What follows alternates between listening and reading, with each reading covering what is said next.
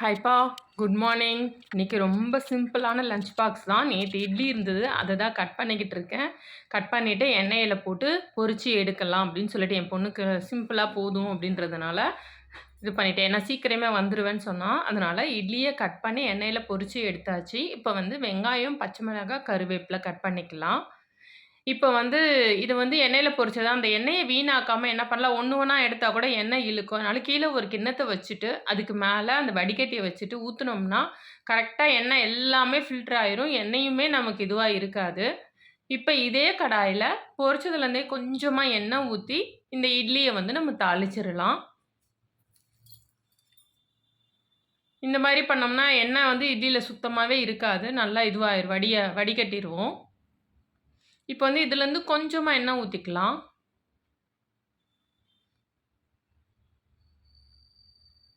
ரொம்ப சிம்பிளான லஞ்ச் தான். இன்னைக்கு கொஞ்சம் வேலைலாம் இருக்கு. அதனால நேத்து இட்லியும் ஒரு 5 இட்லி மீதி இருந்தது. சரி அதையே செஞ்சுருங்கம்மா போதுன்னோனயே, முட்டை அவிச்சுட்டு, மாம்பழம் கட் பண்ணிட்டு, சரி இட்லி ஃப்ரை பண்ணிடலான்னு சொல்லிட்டு தான் கடாயில எண்ணெய் வச்சுட்டோம். எண்ணெய் ஊத்திட்டோம். கடுகு போட்டுட்டோம். சீரகம் போட்டுட்டோம்.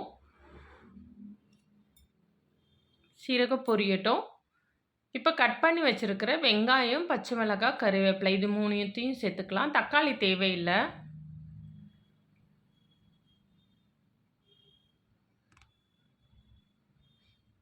ஆனா இந்த டிஷ் வந்து அவ்வளவா என் பொண்ணுக்கு பிடிக்காது. அதனால சரி பரவால்ல வைங்கம்மா சீக்கிரம் வந்துருவேன்ல பரவால்ல அப்படின்னு சொல்லிட்டா. கொஞ்சமா உப்பு போட்டுட்டேன்.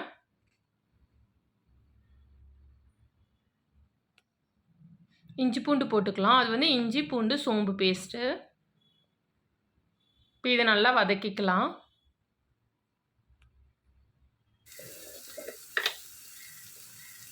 நல்லா பொன்னிறமாலாம் வதங்கணும்னு இல்லை. கொஞ்சமாக கரம் மசாலா சேர்த்துக்கலாம்.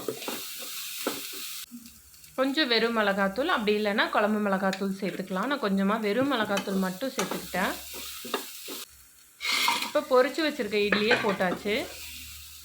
கொஞ்சம் நல்லா இதுவாகட்டும். ஆனால் பெரிய பெரிய துண்டாக இருந்தது. நான் என்ன பண்ணேன், அதுக்கப்புறம் கத்திரிக்கோல் வச்சு குட்டி குட்டியாக கட் பண்ணி விட்டேன். இப்போ வந்து சூப்பராக ரெடி ஆயிடுச்சு. ஆனாலும் கொஞ்சமாக கெச்சப் தொட்டுக்க வைக்கிறத விட கெச்சப் இதில் ஊற்றினா நல்லாயிருக்கும். சரி கட் பண்ணிவிட்டு கெச்சப் ஊற்றலான்னு சொல்லிட்டு என்ன பண்ணேன், அந்த சிசரை நல்லா கழுவிட்டேங்க. சிசர் வச்சு நல்லா இட்லி அப்படியே பாதியாக கட் பண்ணி விட்டுக்கிட்டேன். சரி இப்போ வந்து இதில் கெச்சப் விட்டுக்கலான்னு சொல்லிட்டு கெச்சப் இது பண்ணேன். கெச்சப் தொட்டுக்கிட்டு சாப்பிட்றத விட இப்படி கலந்து வச்சிட்டோம்னா டேஸ்ட் இன்னுமே நல்லாயிருக்கும். ரொம்பலாம் இல்லை, அது வேறு காலி, இன்னொரு பாக்கெட் பிரிக்கணுமேன்னு சொல்லிட்டு இருக்கிறதுலே அப்படியே இது பண்ணிட்டேன். இப்போ சூப்பராக ஃப்ரைடு இட்லி ரெடி ஆயிடுச்சு. நம்ம லஞ்ச் பாக்ஸ் கட்ட வேண்டியது தான்.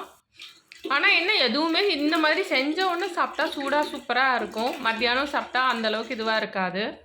இப்போ மாம்பழம் சீசன் முடிய போது போது வச்சிடலான்னு சொல்லி வச்சுட்டேன். முட்டையும் அவிச்சு எடுத்தாச்சு. முட்டையை சாப்பிட்றேன் எடுத்துகிட்டு போகலன்னு சொல்லியாச்சு.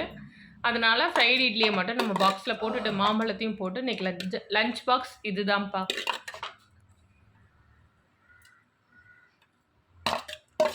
நீங்கள் இதெல்லாம் பத்துமான்னு நினைக்காதீங்க. கொஞ்சமாக தான் சாப்பிடுவேன். எனக்கு என்னமோ இது கட்டுறதுனால வீட்டில் சாப்பிட்றத விட லஞ்ச் பாக்ஸ் கட்டும்போது இன்னுமே நல்லா சாப்பிட்ற மாதிரி இருக்குது. ஸோ அதனால தான் ஃப்ரூட் கூட கொஞ்சம் கட் பண்ணி வைப்போமேன்னு வச்சேன். முட்டை வேணால் வைக்கலான்னா இல்லை வேணாம்மா போதுமான்னு சொல்லிட்டா.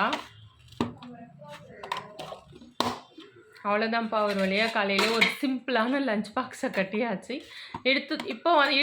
இதுக்கு அடுத்து வந்து அத்தை வந்து மத்தியானம் காளான் பிரியாணி செஞ்சாங்க. அந்த வீடியோ இதில் ஆட் பண்ணுறேன். வாங்க காளான் பிரியாணியை பார்க்கலாம்.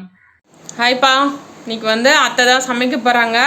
ரொம்ப நாளாச்சு அத்தை சமைச்சு வீடியோ போட்டு. அதனால இன்றைக்கி சிம்பிளாக ஒரு மஷ்ரூம் பிரியாணி தான் செய்ய போகிறாங்க. வாங்க, அதுவும் இந்த புது மண் பாத்திரத்தில் தான். மண் பாத்திரம் நல்லா பழக்கியாச்சு. வடி தண்ணியெலாம் ஊற்றி, அரிசி கழுவுன தண்ணியெல்லாம் ஊற்றி எல்லாம் இது பண்ணி பழக்கியாச்சு. இப்போ இதில் தான் தாளிக்க போகிறோம். சூப்பராக பிரியாணி செய்யறதுக்காக வாங்கினது. ஃபஸ்ட்டு வெஜ் பிரியாணி செய்ய போகிறோம். சொல்லுங்க. நெய் ஊற்ற போகிறேன். ஆழாக்கரிசிக்கு ஆழாக்கரிசி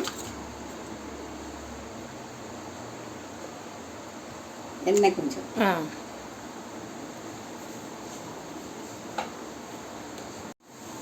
கொஞ்சம் போடுறேன். கரம் மசாலா பவுட்ரு போட்டிருக்கோம் எண்ணெயில். இந்த பசங்களுக்கு பட்டை கிராம்பெலாம் வரக்கூடாதுன்னு சொல்கிறாங்க. அதனால் கரம் மசாலா பவுடராகவே எண்ணெயில் போட்டாச்சு.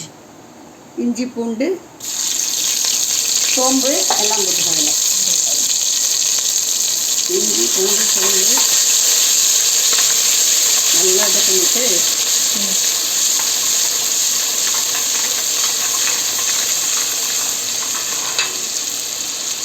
பச்சை மிளகாய் போட்டுக்கலாம். அப்படி இல்லைன்னா மிளகாத்தூள் போட்டுக்கோங்க. தக்காளி போட்டுறேன்.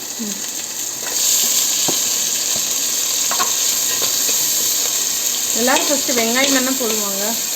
தக்காளி தான் போடணும். தக்காளி தான் போடணும். தக்காளி ஏன்னா அந்த முழுசு முழுசாக இருக்குல்ல, அதனால தக்காளி போட்டுக்கணும்.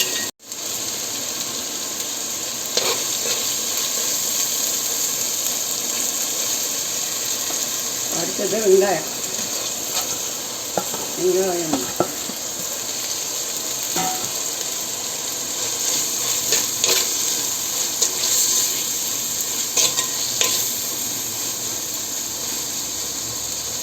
அரிசி ஊற வச்சுருக்காங்க. மஷ்ரூம் வந்து கட் பண்ணி அலசி எடுத்து வச்சுருக்காங்க.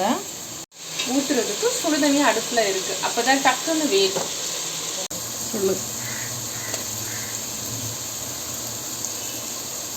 தக்காளி வெங்காயம் நல்லா வதங்கிடுச்சு. இப்போ இது கூட நம்ம மஷ்ரூம் சேர்த்துக்கலாம்.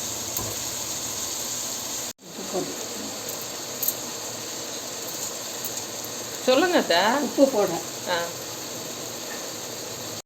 பச்சை மிளகாய் இருந்தால் இது கூட பச்சை மிளகாய் போட்டுக்கலாம். ஆனால் பச்சை மிளகாய் இல்லை, அதனால் மிளகாத்தூள். அப்புறம் கொத்தமல்லி புதினா இருந்தால் கொத்தமல்லி புதினா போட்டுக்கலாம். கொத்தமல்லி புதினா இல்லை, புதினா இருந்தால் தான் மனமே வரும். இன்னைக்கு சாட்டர்டே எல்லாம் இனிமேல் தான் வாங்கணும். அதனால இருக்கிறத வச்சு மஷ்ரூம் மட்டும் வாங்கிட்டு வந்து சூப்பராக ஒரு மஷ்ரூம் ரைஸ் ரெடி பண்ணிக்கிட்டு இருக்கோம். கொஞ்சமாக போட்டுக்கலாம்.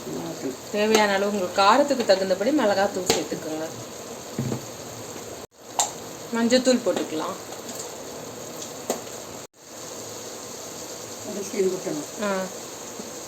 இப்போ அரிசி ஊற வச்ச அரிசி. இது சாப்பாட்டு அரிசி தான். சீரக சம்பாவும் பாஸ்மதி ரைஸோ கிடையாது. சாப்பாட்டு அரிசி தான். இதை இது கூட சேர்த்துக்கலாம்.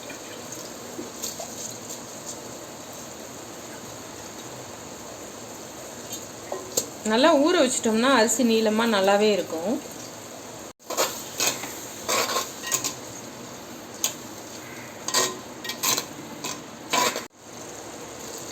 அரிசி வந்து ஒரு ஆளாக்கு அரிசி.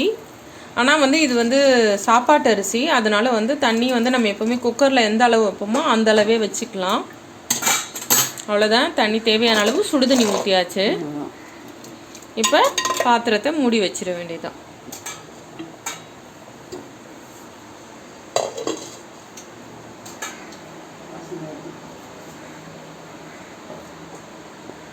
முடிடுவாத்தா?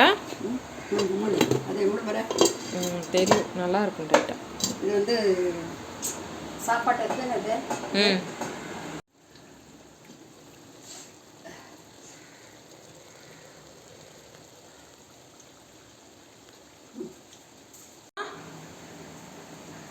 என்னத்த பிரியாணி ரெடி, சாப்பிட வாங்க. காளான் பிரியாணி, மஷ்ரூம் பிரியாணி சூப்பராக ரெடி ஆயிடுச்சு. நல்லா வாசனையாக கம்ம கம்மன்னு இருக்குது. மட்டன் பிரியாணி ஸ்மெல் வருது.